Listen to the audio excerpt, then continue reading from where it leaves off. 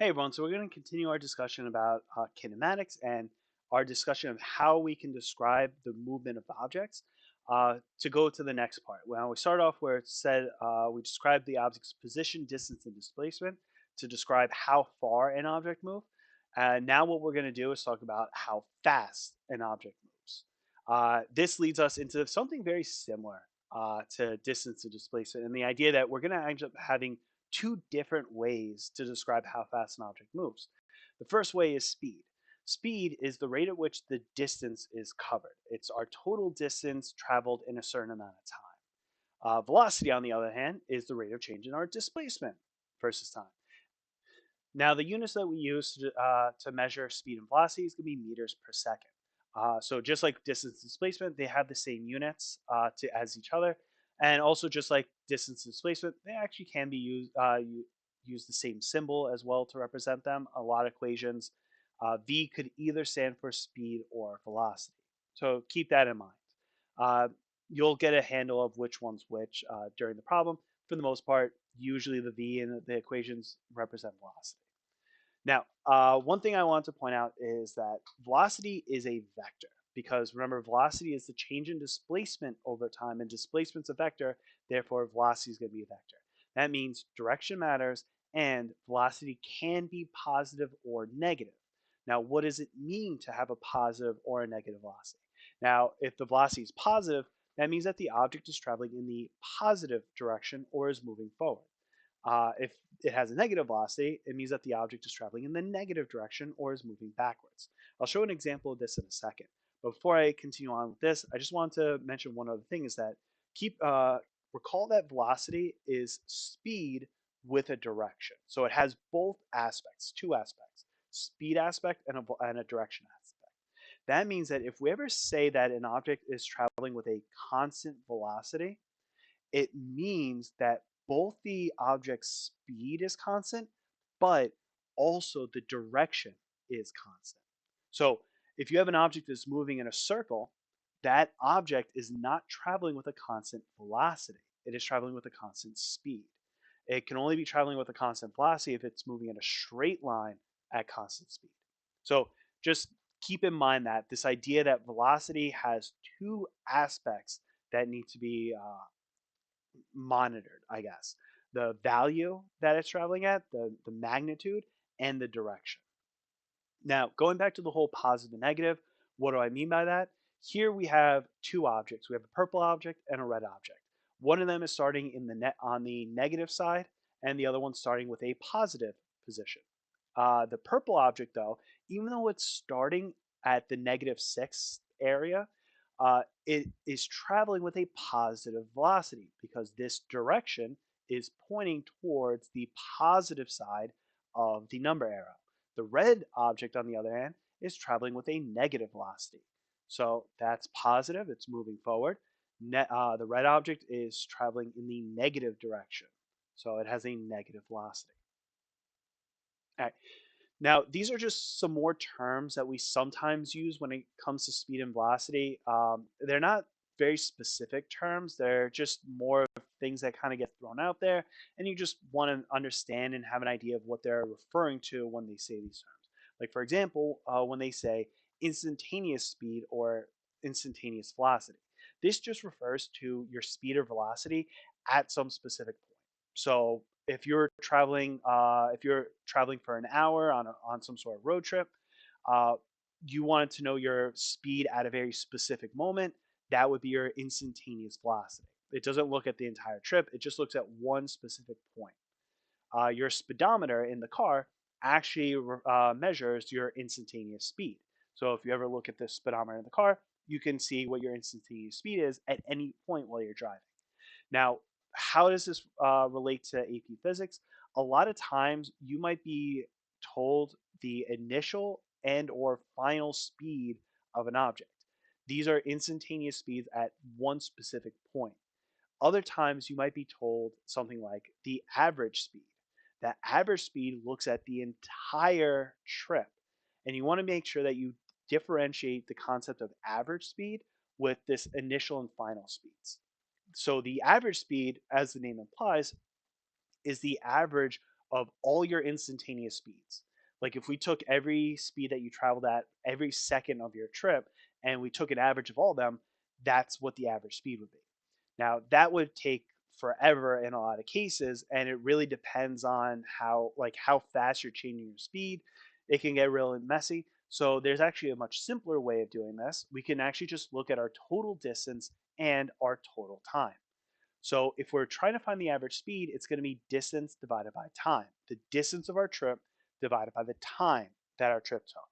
On the other hand, if we want to find the average velocity, the only difference is that instead of talking about distance, it now becomes displacement. Because remember, velocity and speed just change out whether we're talking about the rate of change of distance versus velocity, displacement, sorry. So that's the equation. These are not equations that are on your reference table. So you want to make sure that you write them down in your note packet. You write down what each symbol represents and what their unit is in that space provided. Now, this is actually a second equation that we have for average speed. So I said before that the average speed can also be found by taking the average of all your instantaneous speeds. Well, the two instantaneous speeds that you're usually going to be told is an initial speed and a final speed. So if we take the average of those two and we'll add them up divided by 2, we can also get the average speed that we're traveling at, or the average velocity that we're traveling at. With this being v naught representing the initial speed or velocity, and v representing the final speed or velocity. Now, again, this equation is not on the reference table. The one thing I want to point out is that these equations are not given because they are essentially definitions. This is just a definition of taking the average, adding, dividing by 2 to get the average of two things. This is just the definition of what speed and velocity is, the rate of change of distance in a certain amount of time. So um, you want to keep that in mind that they're not on the reference table, and also keep in mind that I tend to refer to these equations as taboo equations because while I am discussing them right now, they do have their specific purpose. They can be really tricky to work with, so you have to be careful when using these equations. And later down the road, in about 2 or so days, I'll give you more equations to work with. My recommendation is to use those equations first. Those equations would take priority over these equations because, as we'll see later on, these can sometimes be used incorrectly. All right. So here's the first question. Pause the video, work itself, and we'll go over in a second. All right, so here we can actually already see how people can use this average speed equation incorrectly.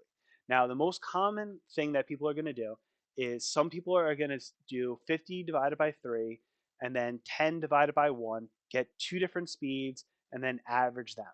And that would be the wrong answer because in that case, you are doing it what's called an unequal division, and you're not allowed to do that. So what you end up having to do is just do the basic setup, total distance divided by total time, right? So we take the total distance that the two objects travel, 60 kilometers, divided by the 4 hours, and we get our 15 kilometers per hour. Now, one thing I just noticed is that this equation is actually using delta x as displacement, even though this is technically asking for average speed. It really doesn't matter. Like I said, a lot of cases it's interchangeable whether we use distance or displacement. There's very few cases where it actually matters, and I'll show you those specific cases in class. All right. Now, to do the meters per second, we could convert this, but the easiest thing is actually just to start over. This was a fairly easy equation to do. So instead of converting this kilometers per hour, we just take the distance, turn it into 60,000 meters, the time, turn it into 14,400 seconds, take this divided by, times it by 60, and then we use essentially the same equation, plug in the numbers, and we get our new average speed of 4.2 meters per second.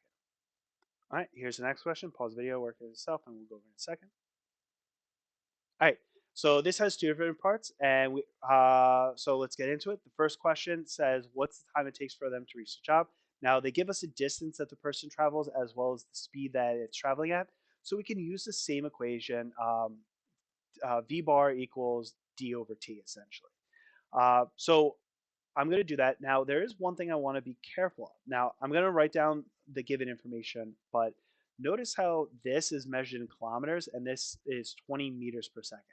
These two units are not compatible. This is kilometers and this is meters. So before I continue, I have to convert one of these numbers so that both of them are in appropriate units, either both in kilometers and kilometers per second, or both in meters and meters per second, respectively. So I'm going to do that. I'm going to convert the 15 kilometers into meters. So we get 15,000 meters. Then the average speed is going to be 20 meters per second. And again, we're looking for the time it takes. Now, one thing I also want to point out is I'm going to actually change the way that I write the equation. This is essentially the same equation as the whole v bar equals delta x over t. I just move the t to the other side and then kind of fiddle around with the delta x. This is another way to write the equation. You'll see why I wrote it this way in a second or later on. But just realize that this is the same equation. So if you ended up working on the problem before, you would have gotten the same answer regardless. The other One of the things to note about this is that it actually has the initial position, which in this case is just going to be 0. So we plug in our numbers, solve for t, and you should have ended up getting 750 seconds or about 12.5 minutes. Now, part B asks, what would the velocity need to be in order to return home in 5 minutes? We still have the same distance. Now we just have to figure out what the velocity is with this new time. Again, we need to pay attention to this unit. 5 minutes, let's convert it into seconds because that's just makes life a lot easier. So we're gonna use 1,500 meters and then, or sorry, 15,000 meters, and then turn the 5 minutes into 300 seconds. Uh, Plug it into the same equation. Again, this time we're dividing these two numbers and we get negative 50 meters per second because it's coming back. Notice how it said velocity, right? So that's kind of the reason why I liked writing it like this, is because this actually does take into account the the whole directionality of velocity. So you could have used the same equation, v bar equals delta x over t, or v bar equals d over t, and you would have gotten the same number.